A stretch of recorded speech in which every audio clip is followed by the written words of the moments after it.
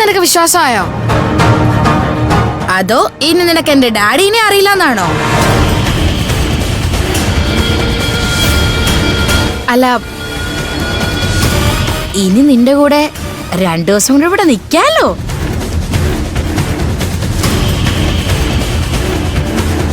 എന്നാ മുത്തശ്ശി? മുത്തശ്ശിക്ക് അതില് വിരോധമൊന്നുമില്ലല്ലോ? എനിക്ക് വിരോധമൊന്നുമില്ല.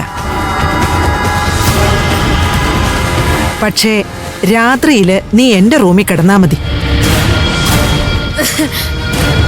എന്തേ നീ ചിരിച്ചത്? മുത്തശ്ശിക്ക് എന്നെയാണോ വിശ്വാസമില്ലാത്തത്, അതോ സന്ദീപിനെയാണോ?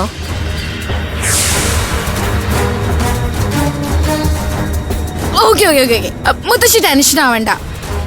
ഞാൻ മുത്തശ്ശിയുടെ മുറി തന്നെ കിടന്നോളാം. പക്ഷെ ഉറങ്ങുന്നത് വരെ എനിക്ക് സന്ദീപിന്റെ കൂടെ സ്പെൻഡ് ചെയ്യാലോ.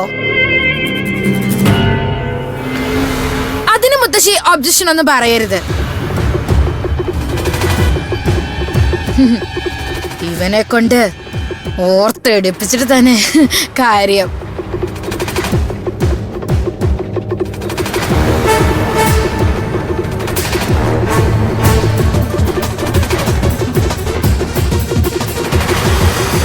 സന്ദീപ്, ഇപ്പോഴും നിനക്കെന്നെ ഓർത്തെടുക്കാൻ പറ്റുന്നില്ലല്ലേ? കഷ്ടമാണ് മോനെ, കഷ്ടം.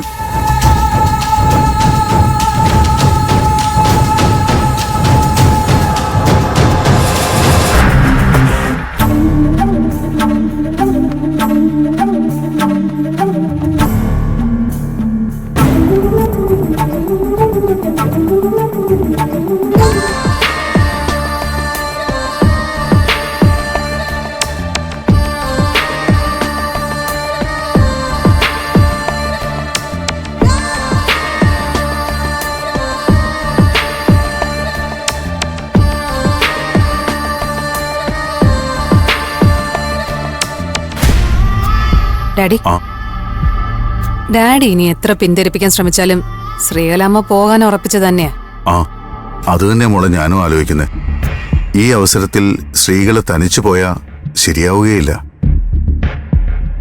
നമുക്കൂടെ അവർക്കൊപ്പം പോവാം. അത് വേണോ ഡാഡി?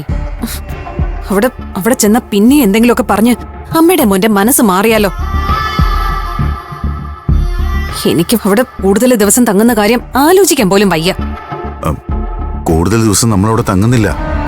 അവിടെ ചെല്ലുന്നു, ആ മോതിരം വിദ്യാമ്മയെ ഏൽപ്പിക്കുന്നു, സന്ദീപിനെ ഒപ്പം കൂട്ടി തിരിച്ചിങ്ങ് പോരുന്നു. അതിന് സന്ദീപ് കൂടി മനസ്സ് വെക്കണ്ടേ? അതൊക്കെ നമുക്ക് ശരിയാക്കാം. ഒരു കണക്കിന് നോക്കിയാ അവനെ അവിടെ തങ്ങാൻ വിടുന്നതും അത്ര നല്ലതല്ല. നീ വേഗം റെഡിയാവും.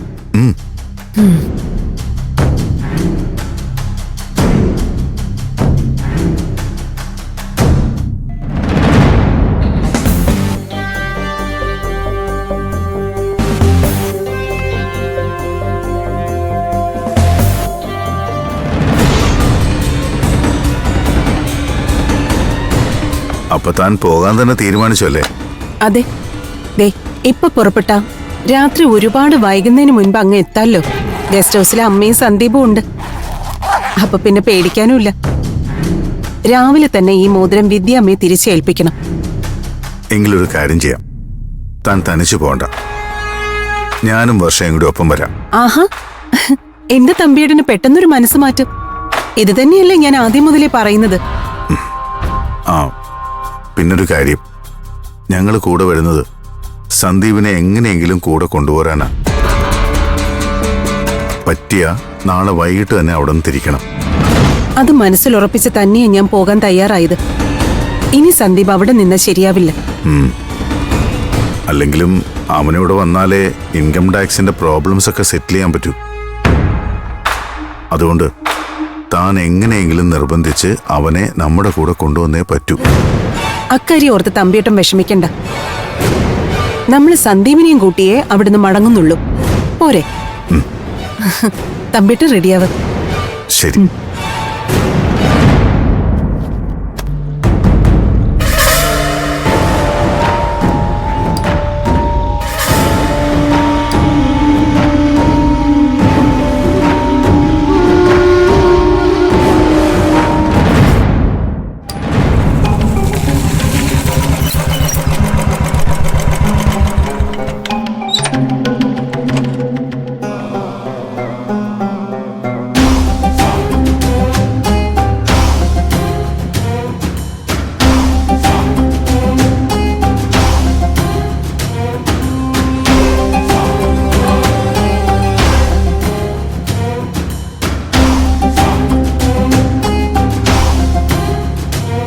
അമ്മേ, മുറ്റത്തൊരു ബൈക്ക് കണ്ടല്ലോ, ആരാ വന്നേ?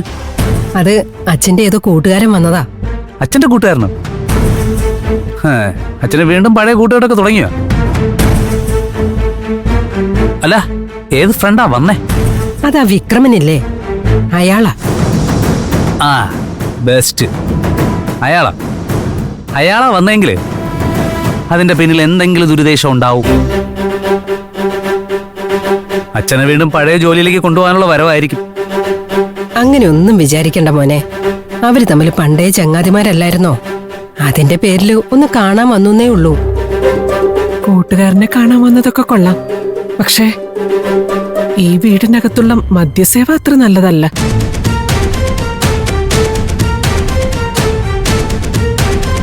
അന്തിത്തിരി കൊളുത്തുന്ന മുറിയുടെ അടുത്തിരുന്ന് മദ്യവും മാംസവും ഒക്കെ കഴിക്കുന്നത്,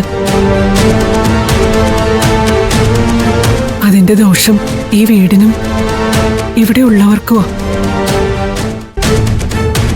വന്നത് അയാളാണെന്ന് അറിഞ്ഞപ്പോഴേ ഞാൻ ഊഹിച്ചു, കള്ളും കോഴിക്കാലും ഒക്കെ കാണൂന്ന്. ഇനി ഇതൊരു ശീലമാക്കണ്ടെന്ന് അമ്മ എന്ന അച്ഛനോട് പറയണം. അച്ഛൻ അങ്ങനെ ഒന്നും ചെയ്യില്ല. ഒരുപാട് നാള് കൂടി കൂട്ടുകാര് തമ്മിൽ കണ്ടതല്ലേ, അതിന്റെ സന്തോഷത്തിന് ഒന്ന് കൂടിയെന്നേ ഉള്ളൂ. അതിന് വീട്ടിൽ വെച്ച് തന്നെ മദ്യപിക്കണമെന്നുണ്ടോ? ദേ, നിങ്ങൾ നിങ്ങളുടെ കാര്യം നോക്ക്. ഞങ്ങളുടെ വീട്ടിൽ ആരൊക്കെ വരണമെന്നും എന്തൊക്കെ കൊണ്ടുവരണമെന്നും തീരുമാനിക്കുന്നത് നിങ്ങളാണോ? അതൊക്കെ ഞങ്ങളുടെ ഇഷ്ടം. ആ, അമ്മ എന്തിനാ ഈ പാവത്തിന്റെ മെക്കിട്ട് കയറുന്നേ?